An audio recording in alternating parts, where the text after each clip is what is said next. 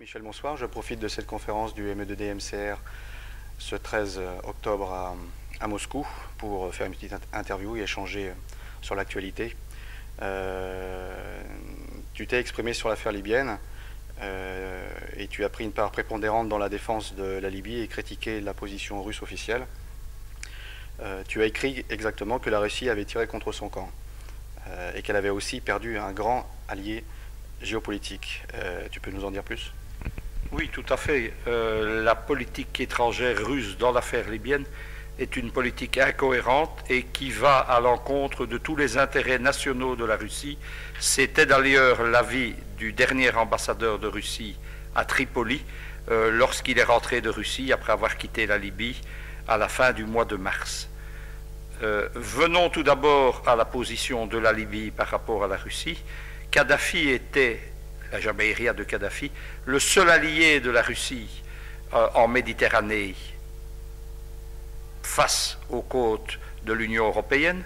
On me dira aussi qu'il y a la Syrie, mais la Syrie est tout à fait dans une position différente. Kadhafi était extrêmement favorable aux intérêts russes et à la suite de son voyage en 2009, c'était encore à l'époque le président Poutine, il a pu négocier un certain nombre de traités et les Russes auraient dû disposer d'une base navale à Benghazi.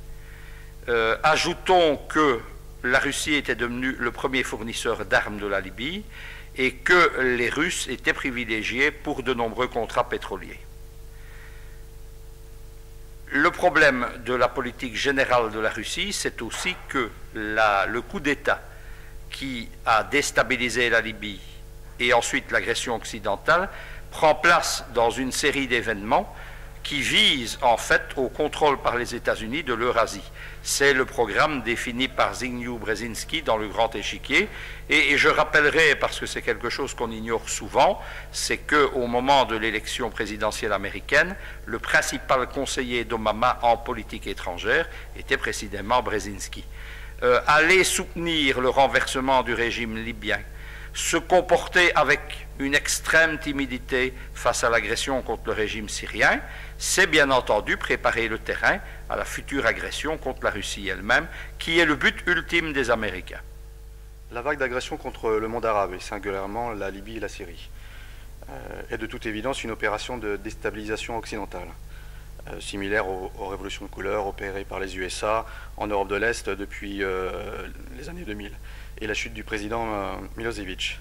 Que penses-tu de tout ceci? Mais tout à fait.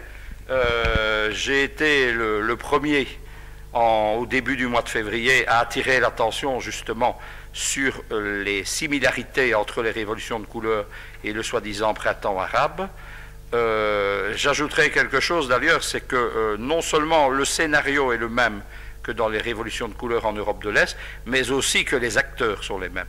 Vous devez savoir que ce qu'on a appelé les révolutions de couleur, c'est une série de coups d'État organisés généralement à l'occasion soit d'élections, mais aussi de troubles sociaux, mais pas opérés à partir de rien. C'est-à-dire qu'il y a un ensemble d'organismes qui sont de soi-disant ONG, mais qui en fait sont des organismes d'État américains camouflés, qui, sous couvert de promotion de la démocratie, assurent le financement des oppositions dans les pays que les Américains veulent attaquer. À la pointe de tout ce système, il y a un groupe international qui s'appelle Otpor, cela veut dire résistance en serbe, et c'est le premier groupe qui a opéré une révolution de couleur avec le financement des Américains. Ce sont eux qui ont organisé le coup d'État contre Milosevic en 2000. Vous devez savoir que le président Milosevic, qui se présentait contre Kostunica, que certains imbéciles ont appelé le De Gaulle arabe, en fait, Milosevic avait gagné ces élections. Les gens d'Otpor se sont répandus dans la rue, ils ont proclamé la victoire de Kostunica, qui était à la fois, parce que ça il faut le savoir, le candidat de l'Occident, mais aussi le candidat des ultranationalistes serbes, et ensuite, s'est suivi une série de journées d'émeutes. La soi-disant révolution pacifique, puisque Otpor prétend qu'il organise des révolutions pacifiques, s'est immédiatement transformée en émeute. en attaque de la police, en occupation du Parlement serbe, en attaque et en pillage des bureaux de nos camarades du Parti socialiste de Serbie, le SPS. Otpor, ensuite, a été transformé par les Américains avec d'énormes moyens de financement en un mouvement international qui a organisé à Belgrade, en Serbie, ce qu'on appelle l'école internationale Canvas. Canvas, c'est une école où Otpor apprend à des militants la déstabilisation des régimes.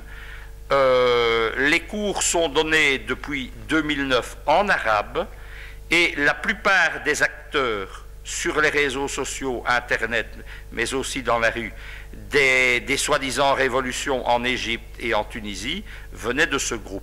Le groupe Otpor a également formé et patronne d'autres groupes similaires que l'on a vus en Algérie, au Yémen, au Bahreïn et ensuite dans les tout premiers jours à Benghazi en Libye. Comment le sait-on? Mais il faut être aveugle pour ne pas le voir. Parce que la marque de fabrique d'Otpor, c'est leur emblème, c'est un point stylisé qui rappelle les emblèmes de certaines organisations fascistes dans les années 30. Le drapeau d'Otpor, c'est un point blanc sur fond noir dans un cercle blanc. C'était exactement le design du drapeau des SS, qui avait deux S runiques, exactement aussi, sur le même drapeau noir cerclé de blanc. Nos camarades serbes en 2000 appelaient les gens d'Otpor les Madeleine Jungens, par référence à Madeleine Albright, qui était la secrétaire d'État américaine à l'époque et qui les finançait. La caractéristique donc de tous ces groupes, c'est d'utiliser ce logo. Et pourquoi le font-ils? D'une part, entre eux, pour montrer justement leur solidarité, mais aussi parce qu'ils doivent justifier à leur maître américain les sommes dépensées. Tu as longuement analysé les liens entre les révolutions de couleur et le soi-disant printemps arabe, sujet dont tu es le grand spécialiste. Début février 2011, tu as été le seul à discerner l'opération en cours et à annoncer l'agression contre la Libye, 10 jours avant qu'elle ne commence. Peux-tu expliquer les liens entre tous ces événements en Europe et dans le monde arabe? Mais je viens de vous expliquer en fait déjà le modus operandi. Lorsqu'ont commencé les événements dans le monde arabe, c'est-à-dire à la fin de l'année 2010, j'ai immédiatement été frappé, avant que n'apparaissent d'ailleurs les emblèmes d'Otpor, etc., j'ai été frappé par la similitude du processus. C'est-à-dire que ce qui s'est passé en Serbie en 2000, ensuite au Bélarus où ils ont échoué, en Géorgie et en Ukraine où ils ont réussi, au Kyrgyzstan où ils ont réussi, ensuite de nouveau au Bélarus et puis contre Poutine en Russie où ça a été de nouveau des échecs, j'ai discerné, si l'on veut, un processus, un modus operandi. Ça, c'est pour la réalisation. Mais derrière cette réalisation, il y a un plan, un scénario. Ce scénario, quel est-il? C'est le projet américain du Grand Moyen-Orient. Le Grand Moyen-Orient, c'est le but. C'est-à-dire que de quoi s'agit-il? Il s'agit de créer une vaste zone géopolitique sous contrôle américain avec un maximum de petits États, de micro-États, si possible confessionnels ou ethniques. Si vous regardez ce qui se passe en Irak, les Américains favorisent l'éclatement de l'Irak. En Syrie, il ne fait pas de doute que c'est les mêmes visées. En Libye, on a opposé la Cyrénaïque au reste de la Libye. Le système, quel est-il? C'est donc la balkanisation. C'est une vieille recette de la politique. Qui a inventé la balkanisation? C'est le cardinal de Richelieu, dans l'Allemagne du XVIIe siècle, lorsque la France, qui était la grande puissance à l'époque du continent, est intervenue dans les affaires allemandes. Ne pouvant pas ni dominer ni contrôler l'Allemagne militairement, les Français, par dépit, mais aussi pour rester justement en puissance dominante, en ont organisé la balkanisation. C'est la guerre de 30 ans. La guerre de 30 ans se termine par le traité de Westphalie et l'Allemagne est divisée en 700 micro-États. Vous devez savoir pourquoi je fais cette longue digression. Vous devez savoir que le modèle politique de Kissinger, et Kissinger est lui-même le mentor de Brzezinski qui a été son collaborateur, c'est précisément le cardinal de Richelieu. Ces gens appartiennent à l'école américaine de géopolitique et ils appartiennent aussi à une école également idéologique qu'on appelle les néo-machiavéliens américains. Pour que vous compreniez la façon dont ces gens conçoivent la politique, nous sommes les néo-machiavéliens européens, école qui a été créée par Jean Thiriard. Leur vision de la politique repose sur la géopolitique, sur le fondement des États. Il n'y a pas là-dedans de moralité, de sentiments ou de choses pareilles. Il y a des rapports de puissance entre États. Comment arriver? Je vous ai parlé des acteurs, je vous ai parlé au but, mais pour réaliser tout ça, il faut un scénario. Ce scénario, en fait, personne ne s'est rendu compte qu'il avait non seulement été écrit, mais publié sous forme de livre. Au milieu de cette décennie, en 2004-2005, les Américains ont lancé, sous le contrôle de la CIA, une grande série d'études prospectives. Qu'est-ce que c'est ces études prospectives? C'est ce que le fondateur de cette discipline, Bertrand de Jouvenel, le grand politologue français, appelait les futuribles. Comment ça marche? Eh bien, on étudie des spécialistes, on les fait dialoguer, on fait une série de symposiums, etc. Et à partir de ça, on trace des scénarios pour l'avenir. Parmi les scénarios qui ont été esquissés par les Américains, il y a la balkanisation du Proche-Orient. Il y a un scénario d'ailleurs qui correspond à un succès, mais qui sera un succès gigantesque de nos idées, c'est-à-dire l'affranchissement de l'Eurasie, devenant une superpuissance, prenant le rang de première puissance mondiale sur les États-Unis. Il y a un scénario islamiste qu'ils appellent le nouveau califat. Les Américains ont tiré les conclusions. Que font-ils de ces scénarios? Non pas qu'ils attendent qu'ils se réalisent, ils en tirent des leçons pour l'action. Le but de ces futuribles, c'est d'agir. Comment ont-ils réagi? Mais c'est très simple. Il faut d'un côté empêcher l'émergence de l'Eurasie, et de l'autre côté, empêcher l'émergence d'États islamistes radicaux. La solution, elle est très simple, c'est le Grand Moyen-Orient, c'est-à-dire que d'un côté donc, on a une série de micro-États, on déstabilise durablement la zone par la politique de la balkanisation. Cette déstabilisation touche l'Europe elle-même, elle la touche de deux façons. Elle la touche parce que sur le flanc sud de l'Europe, dans le Caucase et dans les Balkans, une agitation islamiste va se développer qui va nuire à la Russie, mais aussi à l'Union européenne.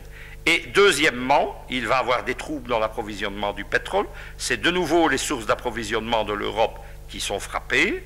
Et la troisième raison de ce qui va se passer, c'est que via l'OTAN, on implique l'Union européenne dans l'agression des pays arabes, c'est-à-dire que les pantins, les marionnettes européennes, avec guillemets entre européennes, de l'OTAN, font la politique qui va nuire aux intérêts fondamentaux de la grande Europe, et notamment ils agressent ceux qui devraient être nos meilleurs alliés.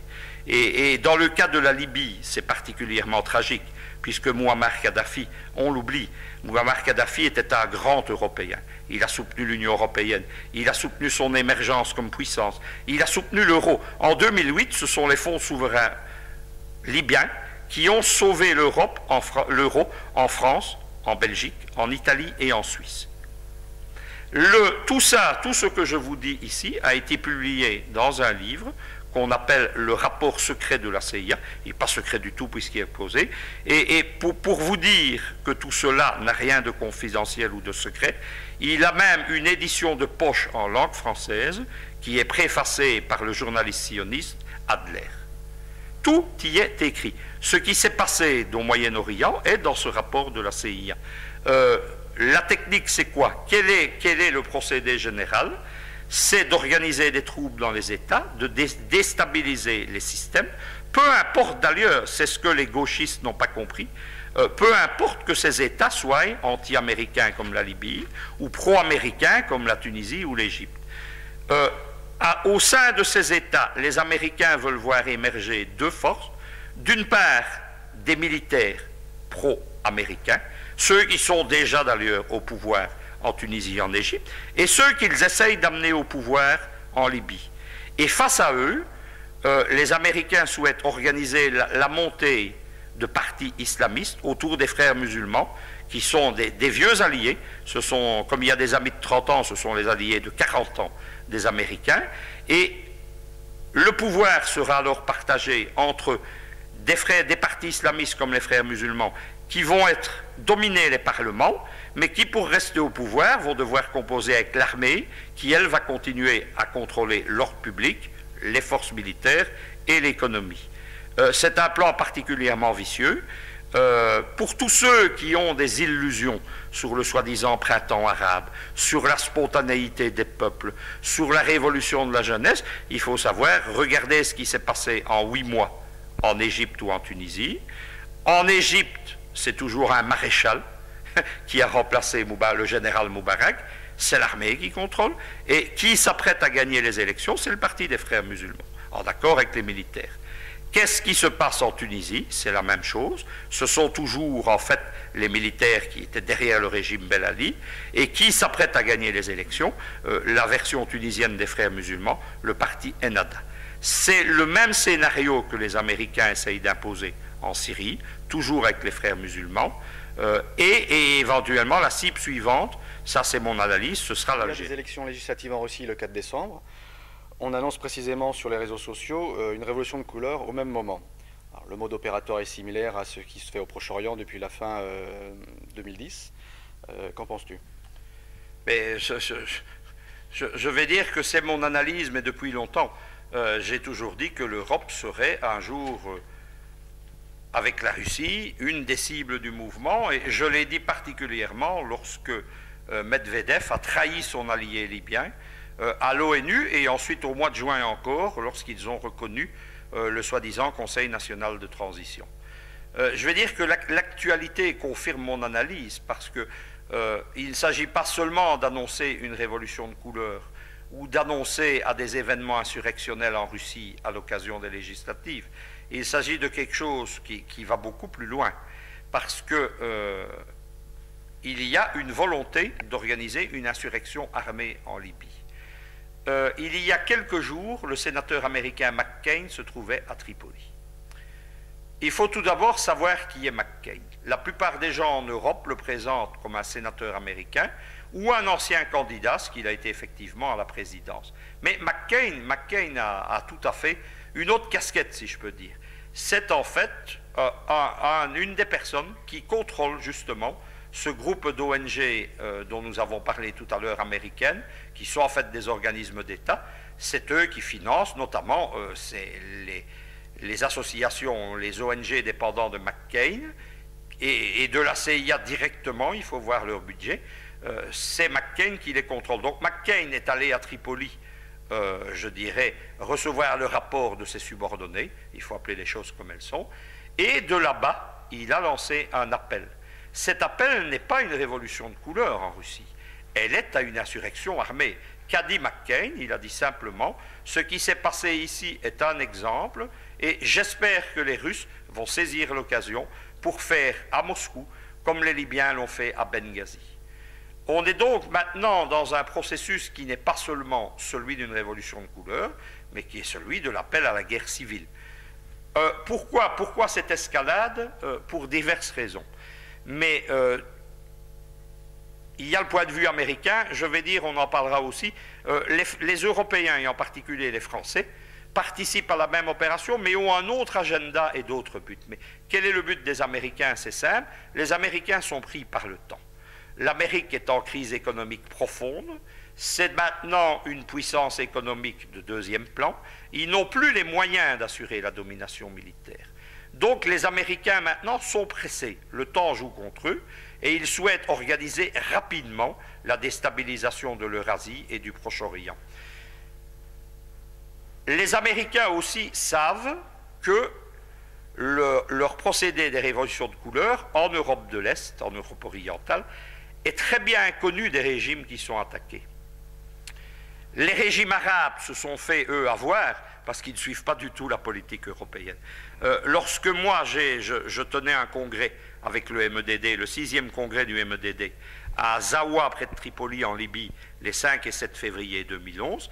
Et j'ai, à la tribune, et ensuite dans plusieurs interviews, j'ai attiré l'attention des frères libyens sur ce qui se préparait. Je vais dire, honnêtement, j'ai été accueilli avec des sourires polis, et certains se sont dit, mais il devient fou, qu'est-ce qui lui prend? Parce que les Libyens n'avaient aucune des clés d'analyse, ni la connaissance pour comprendre ce qui se passait. Mais en Europe de l'Est, c'est pas du tout la même chose. Le premier qui a mis un coup d'arrêt aux révolutions de couleur, c'est le président Loukachenko. À plusieurs reprises d'ailleurs, à partir de 2001. Comment l'a-t-il fait? Il l'a fait très simplement, c'est-à-dire en tenant la rue par un mouvement de jeunesse qui est l'Union républicaine du Bélarus. C'est un mouvement d'ailleurs qui est pas très loin des thèses du PCN d'ailleurs, notamment parce qu'il prône le développement d'une civilisation eurasienne dans un État fort et socialiste. Loukachenko a donc mis un terme à tout cela. Il a également utilisé donc des moyens de propagande et de médias, de contre-propagande par rapport à ce que font les Américains et les Européens au Bélarus. Et ceux qui ont suivi, c'est évidemment le régime de Poutine en Russie. L'idée d'une révolution de couleur en Russie, elle remonte à plusieurs années. Les Américains ont organisé un mouvement d'opposition, tout à fait artificiel, mais qui dispose de grands moyens financiers. Nous reviendrons d'ailleurs là-dessus si nous en avons le temps. Et ce mouvement, donc, a tenté à plusieurs reprises des émeutes, des insurrections, des occupations de bâtiments publics. La réponse de Poutine, ça a été quoi? Ça a été de s'inspirer de ce que faisait Loukachenko et de créer un grand mouvement de jeunesse antifasciste, démocratique, capable de tenir la rue. C'est le mouvement Natchi, les nôtres, qui sont d'ailleurs des amis du PCN. Les Américains, connaissant cela, sachant qu'une révolution de couleur, simplement au départ d'activisme, d'insurrection, etc., ne marcha pas, sont prêts évidemment à plonger les pays qu'ils attaquent dans la guerre civile et à organiser l'insurrection armée. La soi-disant opposition russe est un conglomérat hétéroclite qui regroupe libéraux comme Kasparov et Kassianov, trotskistes, néofascistes comme Limonov. Comment expliques-tu ceci? Qu'est-ce qui peut réunir tous ces traits? Est-ce que c'est l'argent que verse l'Occident qui peut être un lien entre tous ces gens-là? Il y a entre ces gens 3 liens puissants. Le premier lien, c'est le ressentiment et la haine contre Poutine. Parce que ces gens sont des ratés de la politique. Ils savent que les Russes ne les suivront pas. Vous devez savoir que la politique nationale que fait Poutine, et qui est soutenue d'ailleurs par une opposition véritable, qui est celle de nos camarades du Parti communiste de la Fédération de Russie, de Zouganov.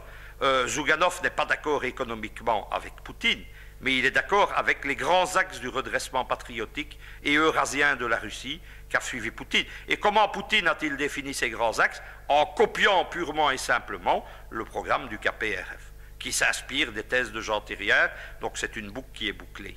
La deuxième chose qui unit tous ces gens, c'est une volonté, moi j'appellerais ça, pour utiliser un terme nichéen, une volonté de puissance. C'est-à-dire que ces ratés de la politique voudraient dominer la Russie.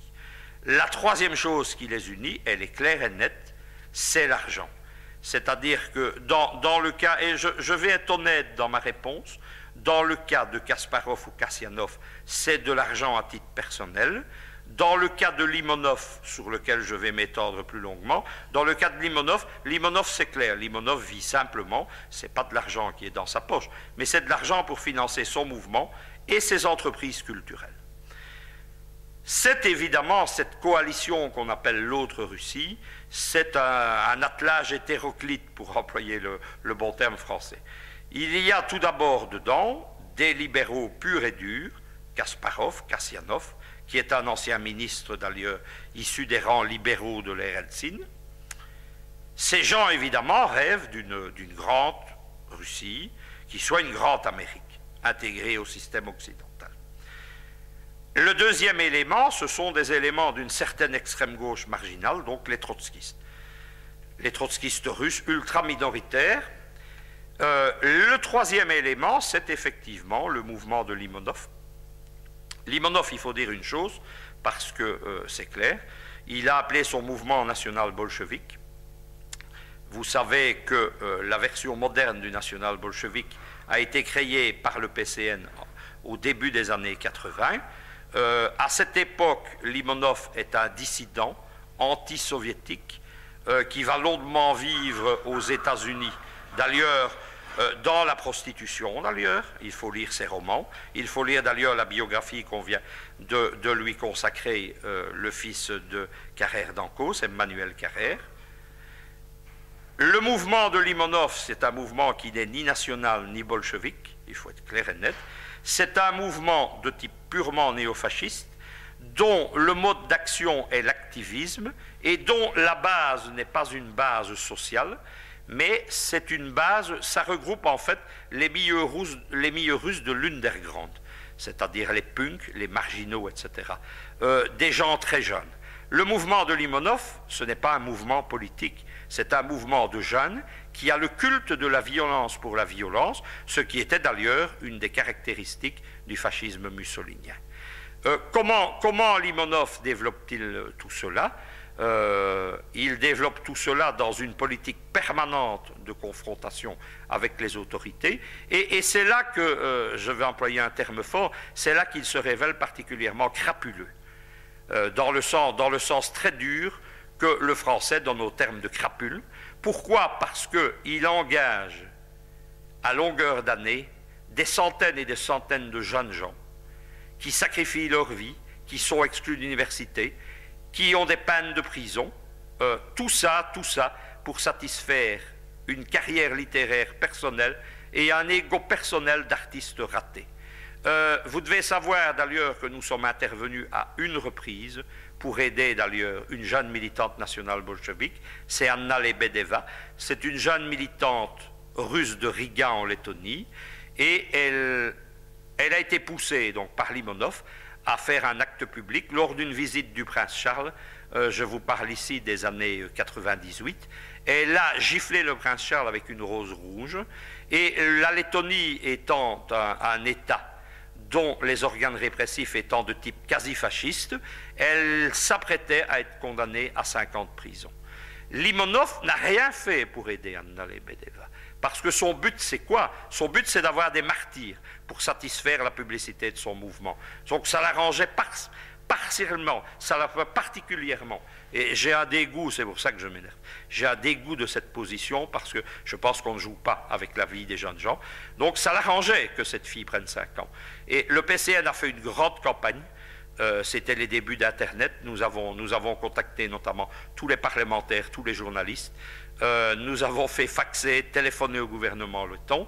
Et finalement, elle a eu 1 mois de prison avec sursis. Et je vais vous dire franchement que c'est un des actes dont je suis le plus content dans ma carrière politique. Donc cette coalition, l'autre Russie, c'est le fer de lance de la déstabilisation. C'est des gens qui sont prêts à détruire leur pays, à le livrer aux Américains, simplement pour renverser un régime. Il n'y a pas d'idéologie chez eux. Et alors, dans le cas de Limonov, expliquez-moi comment, soi-disant, ce mouvement qui était pour l'Eurasie, ce mouvement qui était pour une grande Russie, ce mouvement qui était pour la grandeur stalinienne, expliquez-moi comment il est dans une coalition financée directement par l'argent de la CIA et des Américains, et dont le but final est le démembrement de la Russie. Parce que vous devez savoir que le projet américain, c'est pas seulement une Russie intégrée à l'Occident, c'est un projet qui était en 1940 celui des nazis. C'est le projet de Brzezinski, c'est le projet de Madeleine Albright, c'est de diviser la Russie en 3 États, un État moscovite, un État sibérien et un État caucasien, et c'est-à-dire la Russie deviendrait même plus une puissance régionale, mais serait plus rien. Voilà les gens que les États-Unis utilisent pour déstabiliser la Russie. Voilà les gens que l'on va mettre en action d'ici quelques semaines, au mois de décembre, en Russie. Et nous espérons que nos camarades de Natchi, évidemment, feront leur devoir patriotique avec fermeté. Le PCN est actif dans de nombreux pays européens, tant à l'est qu'à l'ouest, ainsi qu'en Afrique.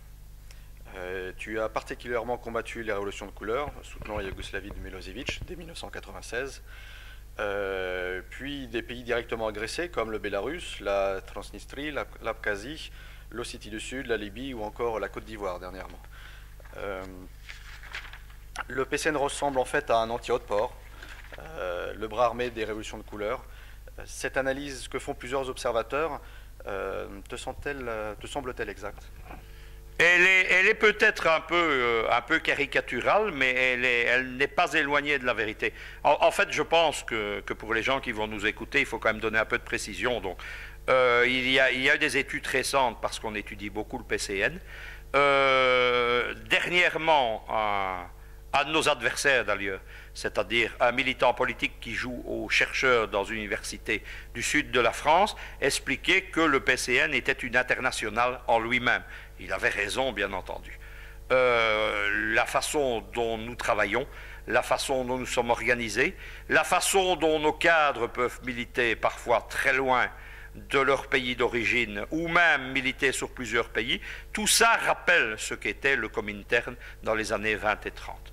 La comparaison avec Haute-Port, elle est due par contre ici à un chercheur, un doctorant de l'université de Cracovie en Pologne, c'est Kornel Sawinski. C'est un chercheur sérieux, honnête, et qui travaille beaucoup pour le moment pour une thèse de doctorat sur Jean Thiriart et le PCN, sur nos idées, et à l'occasion donc de ses recherches, il a été frappé évidemment par le fait que non seulement nous intervenions dans beaucoup de pays où Haute-Port est actif, mais que nous jouions un peu évidemment ce rôle, pas autant que nous le voudrions, parce que nous n'avons pas évidemment, nous ne sommes pas financés ni par la CIA, ni par aucun État d'ailleurs, parce que ça ne nous intéresse pas, nous ne faisons pas de la politique pour l'argent, nous avons donc des moyens limités, mais dans la mesure où nous agissons, dans un certain nombre de pays, effectivement, nous sommes à la fois un mouvement qui forme des gens, nous sommes un mouvement activiste, nous sommes, comme les gens d'Haute-Port, extrêmement présents sur les réseaux sociaux, et je vais dire qu'au niveau des réseaux sociaux, là, pas parce que cela demande moins de moyens, nous faisons souvent jeu égal avec eux.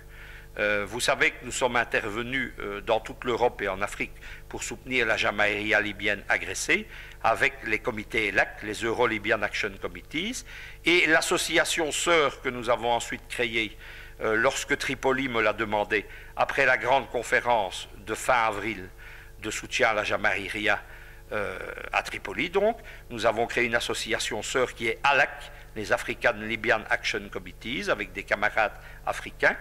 Nous avons donc développé une très grande action sur les réseaux sociaux.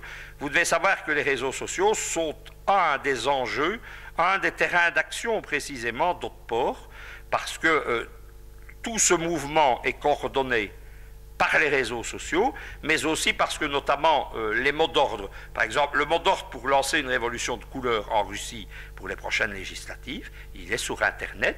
En Libye, ça a démarré sur Internet, en Tunisie, en Algérie, etc.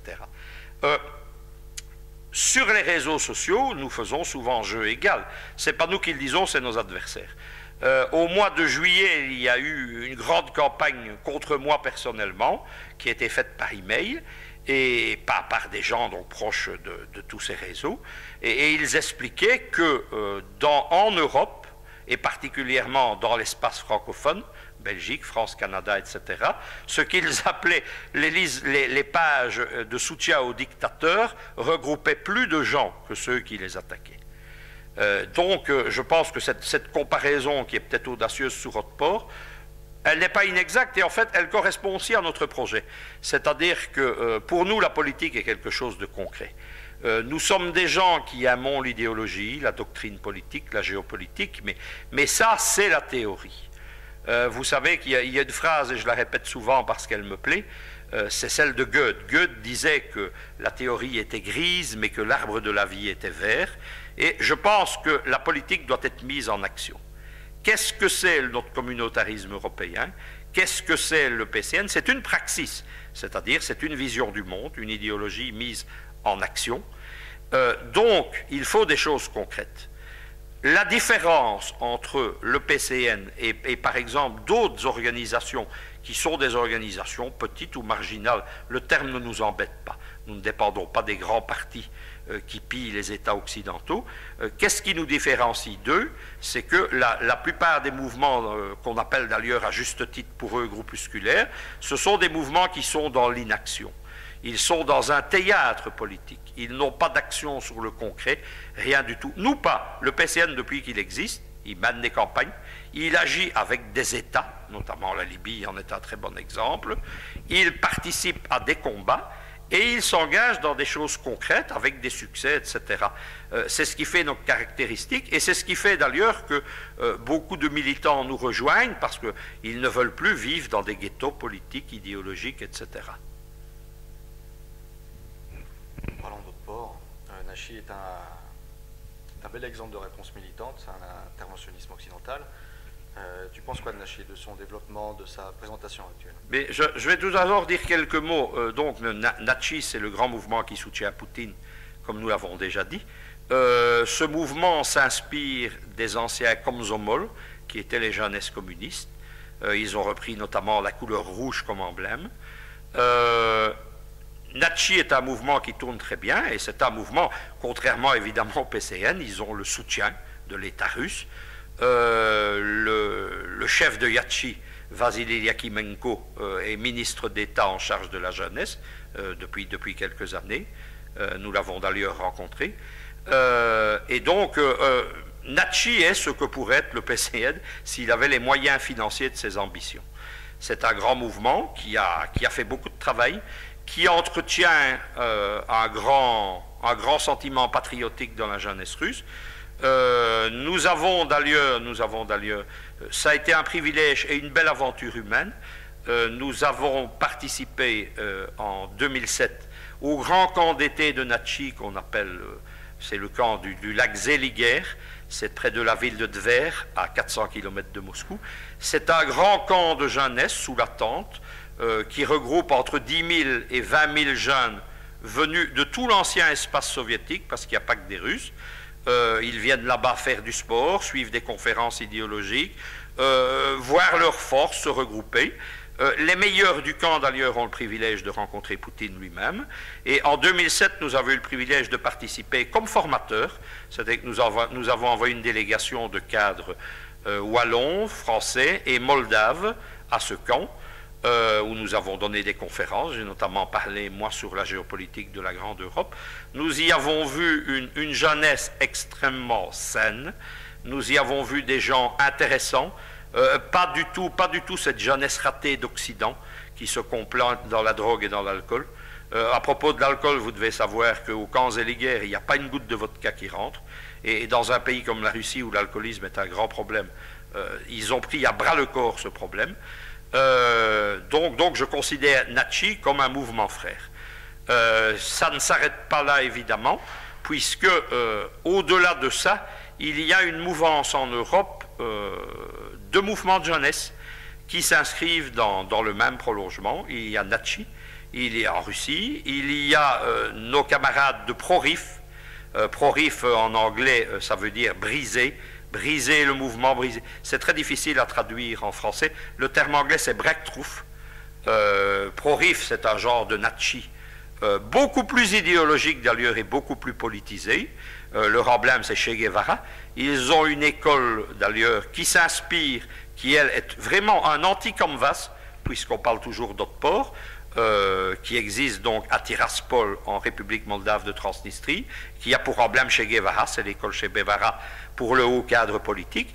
On revient d'ailleurs dans la réaction aux révolutions de couleur et autres ports, puisque Pro-RIF a été créé pour empêcher, en Priznestrovié, en République moldave de Transnistrie, pour empêcher justement une révolution de couleur et un mouvement tel quel.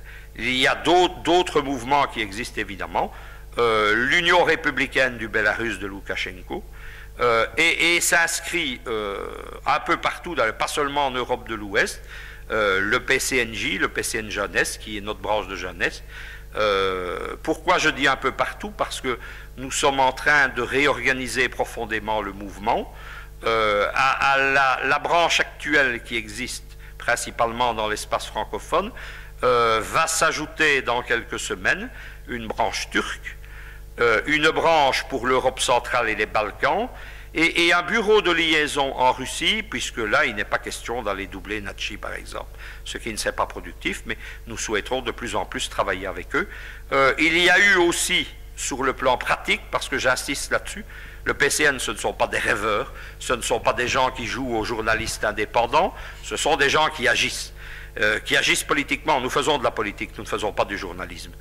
Nous avons eu des actions concrètes, c'est-à-dire que il y a eu des actions de cadres du PCN qui ont encadré des actions de jeunes de Natchi à Strasbourg et à Bruxelles sur la question du fascisme et des droits des minorités russes en Estonie et dans les pays baltes.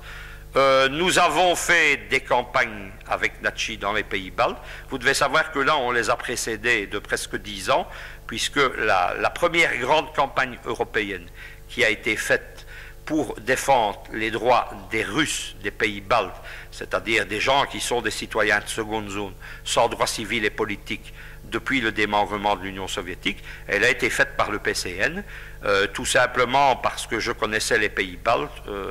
Je me suis marié en 1998 à Riga, et donc je vivais la chose, et la politique a de l'influence sur ma vie personnelle, et notre camarade Fabrice le sait lui-même, puisque lui vit maintenant en Russie, et il a épousé une cadre dirigeante de Natchi, rencontrée à Seliger d'ailleurs, dans le Caucase.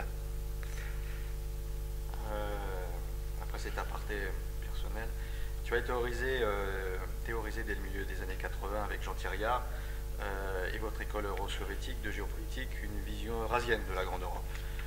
En 2006, tu as théorisé le concept des deux Europes. Ma question sera donc, peux-tu résumer brièvement ces concepts géopolitiques? Et considères-tu que nos idées ont gagné du terrain et que les thèses eurasistes de Vladimir Ilyich Poutine s'inscrivent dans la même vision? En effet, Poutine vient de prendre publiquement position pour l'intégration renforcée de l'Eurasie. Est-ce que tu partages sa vision géopolitique? C'est une vaste question, mais je vais essayer de la résumer rapidement. Tout d'abord, au départ des concepts. Qu'est-ce que c'était l'école euro-soviétique de géopolitique? Le nom définit le contenu, c'est-à-dire que nous prônions à l'époque une grande Europe, de Vladivostok à Reykjavik. J'insiste là-dessus, de Vladivostok à Reykjavik, parce que nous pensions et nous pensons toujours que le piémont de la Grande Europe, ce sera la Russie, ou l'Union soviétique à l'époque. C'est une Grande Europe de type eurasiatique, puisqu'elle comprend le Caucase, et dans notre vision très large de l'Eurasie, les deux rives de la Méditerranée. Lorsque l'Union soviétique s'est effondrée, nous avons transformé ce concept en voyant dans la réalité de ce qui existait, c'est-à-dire la Russie, la Fédération de Russie, qui est encore une grande partie de l'Union soviétique. Comment nous voyons ça? Nous voyons une union progressive de l'Union européenne, de ce qui était encore à l'époque d'ailleurs la communauté européenne, et de l'ancienne, j'insiste bien, de l'ancienne Union soviétique, parce que ça ne concerne pas seulement la Russie, mais ça concerne toutes les républiques qui en sont issues, y compris dans le Caucase. La clé de ce concept, c'est donc de comprendre que l'Union européenne, ce n'est pas toute l'Europe. Je vous parle ici de comment nous l'exprimions entre 1983 et l'an 2000. Non seulement ce n'est pas toute l'Europe, mais ce n'est pas une Europe qui peut se prétendre légitimement représenter l'Europe, tout simplement parce qu'elle a accepté, et c'est la trahison interne de l'Union européenne, elle a accepté de se placer sous la suggestion des États-Unis, suggestion qui est assurée par l'OTAN. L'OTAN, comme le disait Jean Thiriard, ce n'est pas le bouclier de l'Europe, c'est son harnais. Un harnais comme on tient un chien ou un cheval. Lorsque la Russie a commencé à se redresser, avec Vladimir Poutine, le redressement de la Russie s'est fait au moment où précisément l'Europe, elle, s'effondrait. Pourquoi l'Europe, l'Union européenne? Pourquoi l'Union européenne s'effondre-t-elle? Pas comme on le croit par la crise économique, etc. Elle s'effondre parce qu'elle a une contradiction interne, qui est ici aussi à nouveau la suggestion aux États-Unis, c'est-à-dire que l'Union européenne, c'est un géant économique, c'est le principal ennemi, pas rival, ennemi économique des États-Unis. Il y a une guerre économique Europe-USA, mais parallèlement à ça, c'est via l'OTAN, la première des colonies américaines, et c'est les pays européens qui fournissent aux États-Unis, via l'OTAN, les moyens de la puissance militaire, etc. Nous en avons l'exemple encore avec la Libye. Les États-Unis n'ont pas les moyens actuellement, parce qu'ils sont dans une crise économique, d'organiser l'attaque de la Libye, et ça a été fait par les pays de l'OTAN. Lorsque la Russie, ça a commencé à se redresser, cela s'est fait aussi avec une deuxième chose, c'est-à-dire que les thèses eurasistes qui sont les nôtres ont commencé à se développer au sein de l'élite politique et militaire russe. Je voudrais faire une parenthèse pour signaler d'ailleurs que les premiers, les gens qui ont défini ces thèses eurasistes, c'est Thiriart et le PCN. En 1986, nous avons dans la revue Conscience européenne, pour la première fois, parlé des eurasistes russes, des nationaux bolcheviques russes comme Oustrialov. Nous avons développé ces concepts, etc. À l'époque, ceux, et je vais parler parce que nous ne pratiquons pas la langue de bois, ceux qui, autour d'Alexandre Douguine, ont ensuite défini une version russe de l'eurasisme, qui est différente sur beaucoup de points de la nôtre, ceux-là, à l'époque, étaient des militants d'extrême droite classique et ne pratiquaient absolument pas, ils étaient liés au mouvement Pamiat, et ils ne pratiquaient absolument pas ces thèses-là. Lorsque Poutine est intervenu, les thèses eurasistes se sont développées, elles sont arrivées au sein du système de Poutine, pas seulement d'ailleurs, comme l'écrivent les spécialistes, comme Marlène Laruelle, par Douguine, mais par un canal qui est un peu différent, c'est-à-dire que au début des années 90, le Parti communiste de la Fédération de Russie de Guenani Zouganov a adopté les thèses eurasistes et grandes européennes, et il l'a adopté tout simplement suite au voyage de Jean Thiriart à Moscou en août 1992, quelques semaines avant sa mort.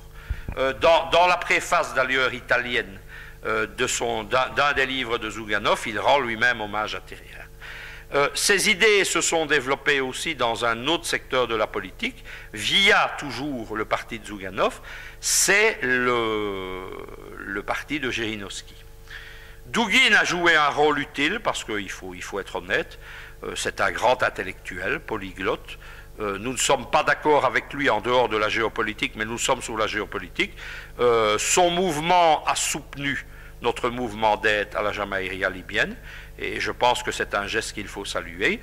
Et Douguine, lui, a fait pénétrer ses idées dans les milieux militaires, dans les académies militaires, etc.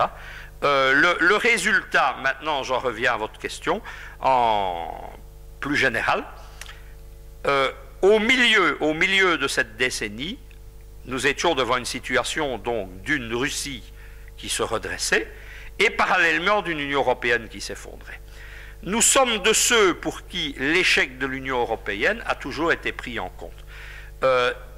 Cet échec, Thiriart l'exprimait déjà au début des années 60.